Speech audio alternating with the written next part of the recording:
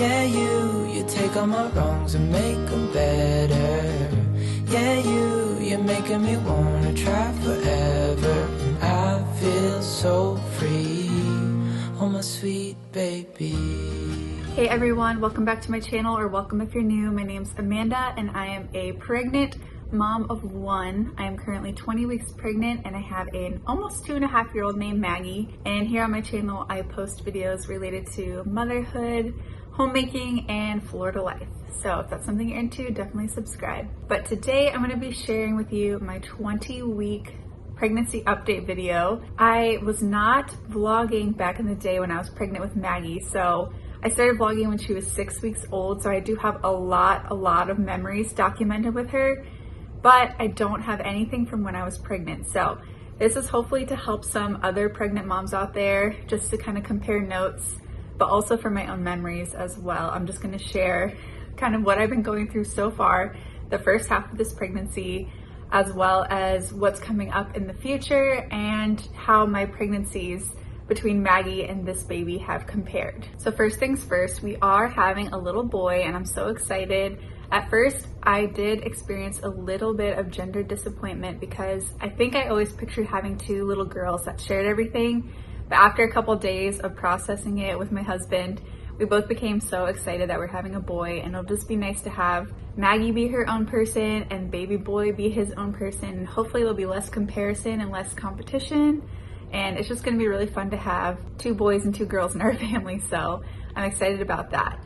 I did not have a traditional 20-week anatomy scan because I have hypertension that is really inconsistent.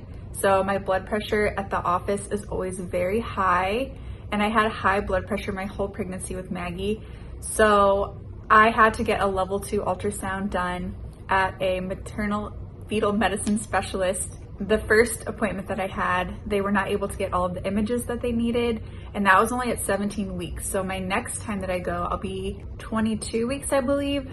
So they're gonna do the rest of the ultrasound and get the rest of the images that they need. But I already knew that we were having a boy because I did genetic testing way back when. So we've known for a long time that we were having a boy, but I did not get the traditional 20-week anatomy scan. So I am looking forward to getting that done in a couple weeks. And we'll get to see the baby again, and he's gonna be so much bigger than the first time we got to see him. So I'm looking forward to that. And my blood pressure at home has been, in my opinion, good. My doctor said that if it's above 140 or 90, that I need to take medicine that day, but I'm not taking medicine every day because that could lower my blood pressure too much. And that's just not healthy for me because my body's used to being at kind of a high range. So if we suddenly drop my blood pressure, that's also very risky. So every day I have to check my blood pressure in the morning and decide based on the numbers if I need to take medication that day or not. So that's the current situation with my existing hypertension. As far as symptoms go, I'm gonna list off all the symptoms that I've had since the beginning. So these have come and gone. Obviously, I have not had to deal with all of these all at once.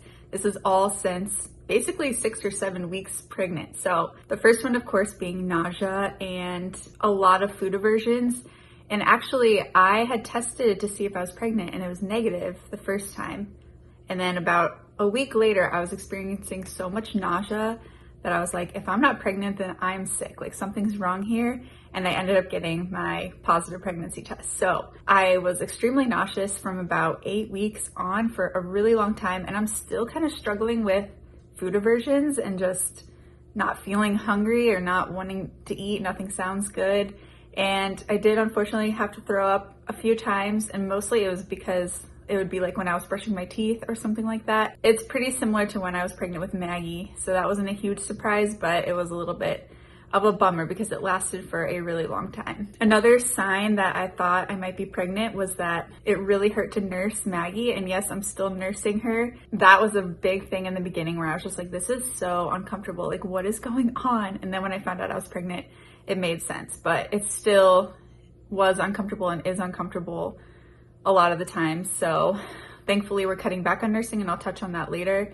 But yeah, that was just like extremely unpleasant to nurse her in the beginning, especially. I've been suffering from a lot of headaches and a couple of migraines, and it's a bummer because at first I thought I was not allowed to take Excedrin, which is the only medication that really helps me when I have a migraine. And then my doctor said it was okay to take Excedrin. So I have been able to take that. And I also ordered this neck massager that my mom and my sister swear by, and it just helps a little bit with like relieving the tension.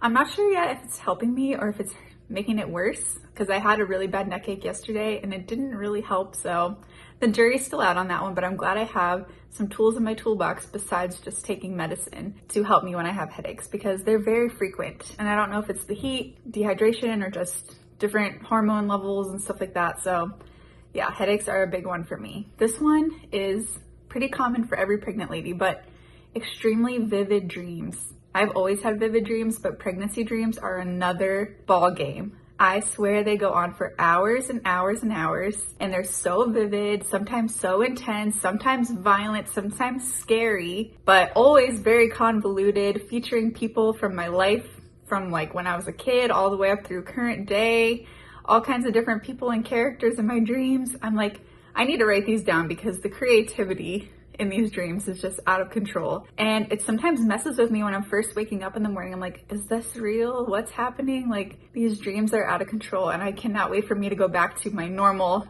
somewhat vivid, but less intense dreams after I have this baby. Some other things I've experienced is like restless legs, acne. My acne's been really bad this time around, which is different from when I had Maggie, because with Maggie I had the best skin I've ever had, and this time it could be just different fluctuating hormones and all that. So I've just had a little bit of troublesome acne, which is a bummer. I've also had a lot of stiff neck days, which is so strange. I don't know if that's a pregnancy thing, but I was comparing notes from when I was pregnant with Maggie, and I also got a stiff neck all the time with her. So the massage thing I ordered has been helping with that, but that definitely triggers my headaches. And then around 16 weeks, I started getting heartburn. So I got some Maalox or whatever it is, and that's really been helping. If I take it after I eat, that helps a lot, usually at dinner time. And I've just noticed a lot of increase in heartburn lately. And then also a bit of a racing heart sometimes, or getting out of breath. You know, I'm already like out of breath right now just from talking so much. And I've definitely noticed that I have racing heart or heart palpitations a lot of times. So I just need to chill and rest and catch my breath, especially when I'm doing cleaning and stuff like that. So definitely have to take it easy and pay attention to my body. And lastly, for main symptoms, I've been having some sciatic nerve pain. I did get one prenatal massage done already, and she told me that I really need to work on stretching. So I have stretched when I'm starting to feel the pain, and that does help. And also just resting and being cognizant of how I'm sitting, how I'm sleeping, making sure that I sleep with a pillow between my knees and sleeping on my left side. And my massage therapist said, and this is for all you pregnant ladies out there, if you're laying on your side and you have the pillow between your knees, you have to have your leg higher than your hip. So it isn't enough to just have a pillow in between there. You need to like really elevate your leg. So keep that in mind, and that might help you if you're having sciatic pain. As far as comparing my two pregnancies, I have to say the biggest difference between Maggie's pregnancy and this pregnancy is that I'm not working this time around.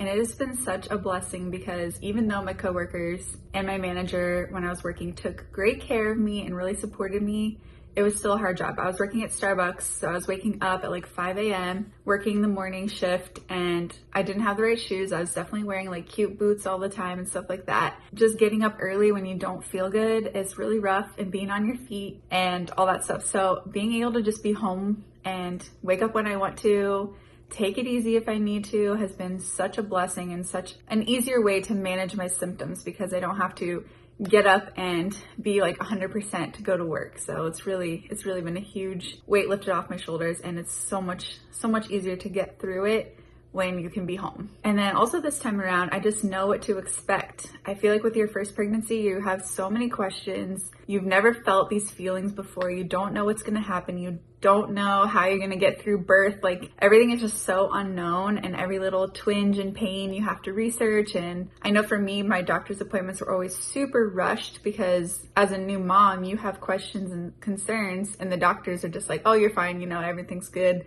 see you in 4 weeks kind of thing. And this time around, I'm just so much more chill. Like, I know what's going on. I don't mind that my appointments are super quick because what is there to talk about really? I just feel really confident in my motherhood abilities and knowing that at the end of this, God willing, we're gonna have a baby somehow, some way, whatever that looks like with the birth and all that. So I was feeling a little bit insecure because I couldn't feel the baby move for a little while. And I was like, oh, I thought maybe since it's my second baby, I would feel him sooner. But now that I'm 20 weeks, I'm feeling him move all the time. And I just feel like, okay, everything's fine. We're good. Just gonna wait it out and, live out the rest of this pregnancy and it's gonna be fine. That's how I feel. So it's definitely a lot more relaxed this time around. And then time is just flying by since I already have a toddler and I'm really trying to just soak up all the time with her and not rush this either, even though I'm extremely excited to have a baby again and just looking at little clothes and stuff like that and just picturing our lives together. It's hard not to pine after that time. I'm just trying to remain present and focused on the current moment with my current little family and just enjoying our time together. Another huge difference between Maggie's pregnancy and this one is with Maggie, it was during the height of COVID. So even though she was born in February 2021, we still had to go through all of the appointments with COVID restrictions. A lot of times I was the only one that was allowed to go to the appointments. We had to wear masks, no visitors allowed in the hospital, which actually was a huge blessing for all the nurses and doctors and honestly for us because our family lives out of state anyway. But just being in the hospital, it was so quiet and so calm. There was no pressure to have anyone there because you weren't allowed. So it just allowed for really good recovery time and for really good breastfeeding as well because you weren't worried about having guests coming in and out or visitors, and it was just very calm. So we're going to be sticking to that again this time around because it was such a good experience the first time. We won't be having any visitors or anything at the hospital this time either. Things coming up that I'm looking forward to is the second half of my anatomy scan, so we'll just get to see the baby. And I believe Paul and Maggie are going to try to come with me this time so they'll get to see the ultrasound being done. And then I also have to do gestational diabetes test. I think that's at 26 weeks. And then just freshening up on my vaccines, get the Tdap booster, the flu shot if I need it in the fall. And then that's really it. There's not a lot going on. I personally need to refresh myself for birth and prepare for all possible outcomes. I did not have a C-section the first time, but that is a possibility. It always is. So just kind of refreshing myself on pain management and just different outcomes, like if we had to have a C-section or something like that. But really I want to work on some pain management, just different medical terms and stuff this time around, just to refresh myself. So whether that's reading up on it, listening to podcasts, or watching some birth vlogs on YouTube, I'm gonna try to spend some time prepping for birth. Some questions I got asked were, do I have any cravings? And I can honestly say I couldn't think of any specific cravings that I was having. I know in the beginning I was really living on fast food because that's all that sounded good. And I always love me some Chick-fil-A. I mean, I'm always craving sushi and I'm always craving deli sandwiches like Jimmy John's and stuff like that. So I have had a few sandwiches earlier on. That's just what I wanted. And I did have sushi once. Don't sue me. I took the risk and it was fine. That's your personal choice. Like, you do you. But I decided to have sushi and it was delicious and so worth it. And that's really, I feel like the cravings I've had are the foods that are supposed to be off limits. So if that tells you anything, I'm being a little rebel this time around. Otherwise, I haven't really had any cravings too much. And how am I feeling? How's my energy? I honestly feel really good now, except for the headaches, which kind of put a damper on the day, and that's fine. I just try to work through it. But I have been getting a lot more sleep because we finally night weaned with Maggie and I. We night weaned, and she's been sleeping through the night, which is like, if you know our story, if you know our journey, it has been a long road. Now that we night weaned, she's just like sleeping through the night, and it's been great. It did not happen right away. We slowly eased into it and held my boundaries of no milk until morning, and it worked, and now she sleeps, and it's just amazing. And 2.5 years later, finally getting some good sleep. Lastly, just feeling a little concerned for Maggie's feelings having a new baby in the house. She's just extremely sensitive and empathetic, and so we're gonna have to pay a lot of attention to her emotions and making sure she's supported through bringing a new baby in the house, especially when we'll have just weaned, hopefully. I mean, I definitely plan to fully wean her before the new baby comes, but I think it's gonna be so hard for her to see that like I'm gonna be nursing the new baby all the time and that I'll have to give all my attention to the new baby when she's been my number one gal for like 2.5, almost 3 years by the time the baby comes. So it's gonna be a little challenging, but we're anticipating that and gonna work through it and just love on her and support her the best we can, because we're bringing a new baby into the house. Like, we're not changing that. So I just want her to know that we still care about her and that she's still our little girl. So yeah. Well guys, that's all I have for you today. Thank you for listening to me talk your ear off. I appreciate you tuning in, and if you have any other questions or anything, just leave them in the comments and I will answer them through typing. So once again, I appreciate you guys watching. We'll see you in the next video. Bye guys.